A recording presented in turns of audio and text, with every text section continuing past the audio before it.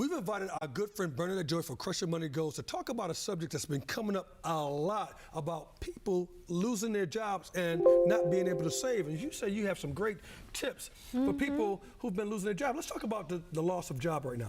Yeah, so before I was doing Crush Your Money Goals, I was actually an HR professional for 10 years, and I saw a lot of things happen in 2008. And so I want people to be prepared right now in case you come up with losing a job, because that can be such a financial stress. And so I want to share some tips on how you can curb some of the anxiety. Okay, the very first tip you say is to get rid of the checking and savings account that you are not regularly using. Yeah, so I learned that a lot of people are holding on to accounts that they're not really using, and then should you lose your job, then you're scrambling to figure out where all your stuff is. So I'm telling a lot of my clients right now to actually look at all of the accounts that they're having, and if you have a checking or a savings account that you're not really using right now, start consolidating those accounts so that if you have to go look for your money, you have to look at less places. Will you be also paying fees on those accounts that you're not using?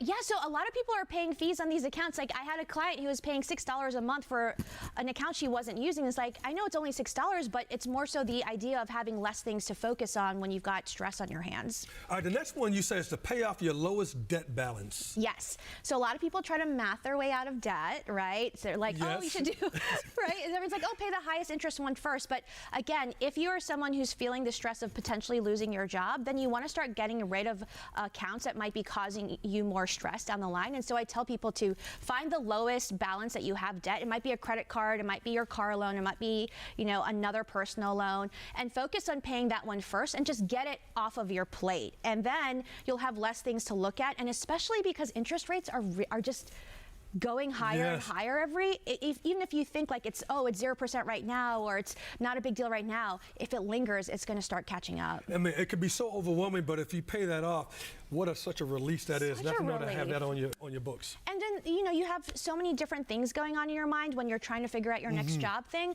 Let that focus be on finding that next job, not on what's going on in your credit cards. Okay, this one I think is very, very hard to do. The next one you say is to give yourself a severance plan. Yes. Wow.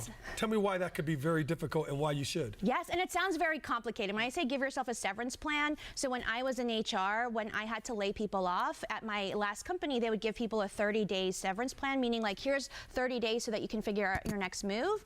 And so for me, I decided to do that for myself in case I was the one who was ever, on the other side of the table. And all that means is to save up 30 days worth of expenses so that should something happen, then you have 30 days to figure out what you're going to do next. It's not so much the amount of money that matters. It's to say, okay, I don't have to have it all figured out today. I have 30 days to start being deliberate about what my next move is. What I like about this, and I know that you teach a lot of women this, is that you and your husband put this into practice because you guys paid off a lot of debt earlier, $300,000 in debt. Yes. Was that very, very difficult and tough? It was very difficult because when I was paying off that $300,000 of debt, I was also in between jobs. So this is coming from real life experience where having that cushion, that 30 days of expenses saved up, really helped me figure out what I needed to do next, which now grew my business, and now I get to do this for a living. She gets to do this for a living. It's crushyourmoneygoals.com. You need to go check out that, or you can see her visit her on Instagram at